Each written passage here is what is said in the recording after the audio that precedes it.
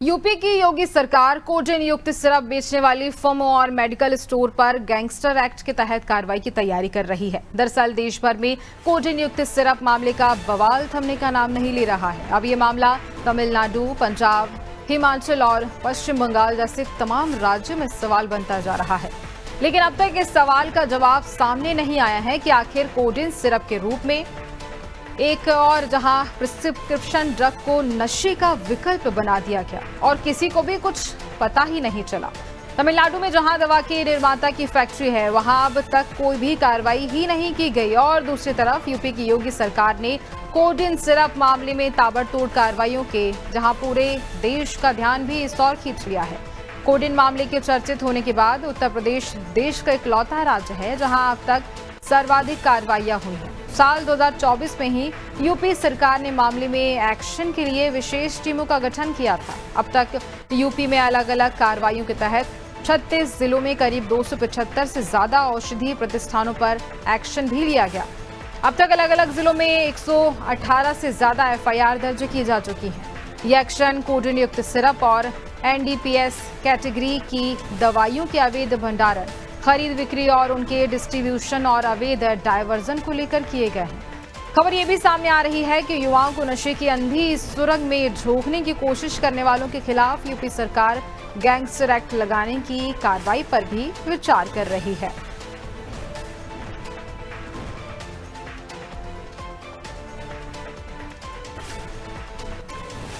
तो देखिए, gangster act की तैयारी हो चुकी है। नशे के सौदागरों के खिलाफ ये कार्रवाई चल रही है और अब उसके बाद योगी सरकार लगातार एक्शन मोड में नजर भी आ रही है।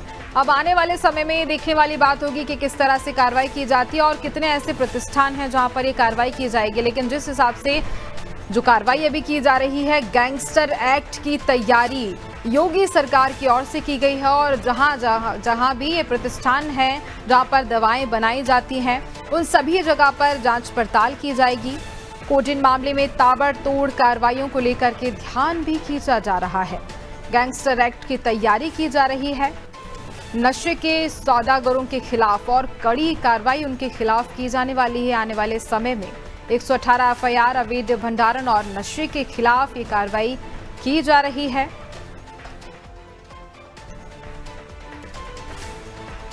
और देखिए, इसी खबर पर हम ज्यादा जानकारी लेंगे। हमारे साथ जया सिंह जुड़ी हुई हैं। जया, जिस तरह से योगी सरकार कार्रवाई कर रही है इस पूरे मामले को लेकर, अलग अलग प्रतिष्ठानों पर जांच पड़ताल जारी है, कार्रवाइयां की जा रही हैं, क्या लगता है कि आने वाले समय में इन कार्रवाइयों से कितना कुछ फायदा होगा और कब तक ये कार्रवाई जारी रहेगी? देखिए, सबसे बड़ी बात है कि जिस तरीके से तमिलनाडु हो, राजस्थान हो या मध्य प्रदेश हो, तमाम वो मौतें हुई जिसको लेकर लगातार जो तमाम सरकार सिर्फ उन्हीं प्रदेशों की नहीं बल्कि उत्तर प्रदेश की भी सरकार अलर्ट मोड पे है। स्वास्थ्य विभाग से लेकर तमाम पुलिस का एसटीएफ पूरी तरीके से जांच पड़ताल लगातार कर, अब इसमें ईडी की भी एंट्री हो गई।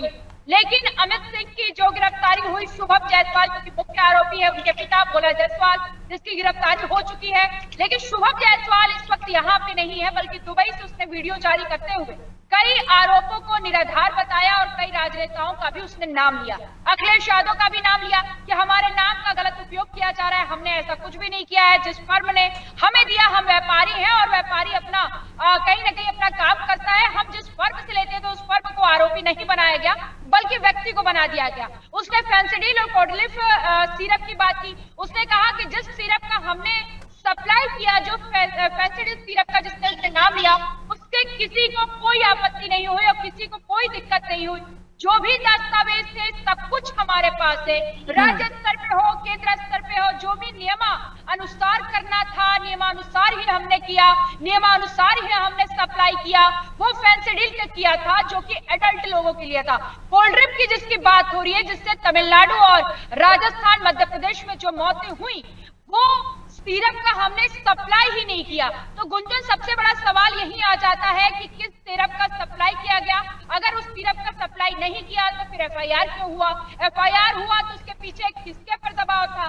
क्योंकि तमाम सारी आरोपे हैं, क्योंकि शुभम जायसवाल यहाँ तक कह रहा है ड्रग इंस्पेक्टर है और सब पैसे के दबाव में तमाम हमारे पे आरोप लगा रहे हैं, हमने पैसे नहीं दिए, हमारे पे आरोप लगा दिए गए, हमारे पे एफआईआर दर्ज करा दिया। गुजरात हो, जौनपुर हो, जौनपुर के साथ गाजीपुर हो, वाराणसी हो, इन तमाम जिलों में हमारे ऊपर एफआईआर मतलब कर दिया गया, लेकिन ये नहीं जांच पड़ताल करने की कोशिश की गई कि किस सिरप से मौतें हुई। हमारे सिरप से किसी भी बच्चे की मौत नहीं हुई है, हमारा एडल्ट का सिरप था जो नियमानुसार हम वो सिरप को दे रहे थे। कोल्ड ड्रिंक सिरप से मौतें हुई जिसका हमने सप्लाई नहीं किया। तो ये बहुत बड़ा एक पेच फंसता है कि आखिर जिस सिरप को लेकर एफआईआर हुआ उसका क्या कुछ, किस आधार पर एफआईआर हुआ, ये भी जांच का विषय है।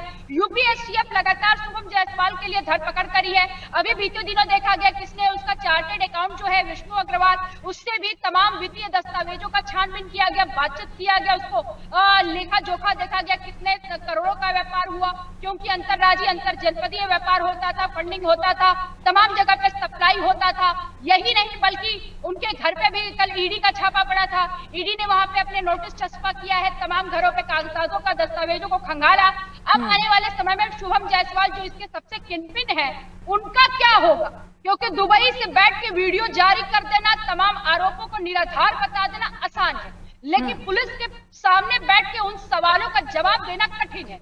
हम खुद वीडियो बना दे, खुद बातें कह दे, खुद अपने को क्लीन साबित कर दे, वो मजा नहीं देता है। मजा तब आता है जब सवालों का जवाब दिया जाए। तो ऐसे में शुभम को आज नहीं तो कल, कल नहीं तो परसों, और नहीं तो 1 साल के बाद शुभम को ईडी का भी सामना करना पड़ेगा, पुलिस का भी सामना करना पड़ेगा, तमाम उन दस्तावेजों को भी सामने रखना पड़ेगा, और तमाम जिसको बता रहे हैं कि नियमानुसार हमने काम किया।